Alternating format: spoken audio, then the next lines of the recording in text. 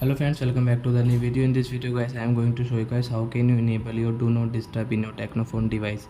Guys, you want to enable your do not disturb, so guys you can enable it. And guys, now let's see how to enable do not disturb in a Technophone. In this video guys, I am going to show you. So before starting video friends, I want to tell you guys, if you new in my channel and you are watching my video first time guys, so guys, first of all go and subscribe my channel, click the bell icon and like my video friends. So guys, now let's start the video guys, how to enable do not disturb. Then first of all open your phone setting to enable your do not disturb. Then guys you can see your sound and vibration setting. So guys tap here and guys scroll and guys you can see your do not disturb.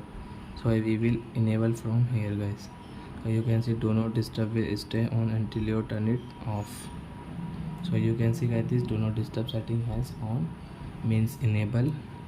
So you cannot listen guys your any sound like dial pad tone, ringtone sound, alarm sound.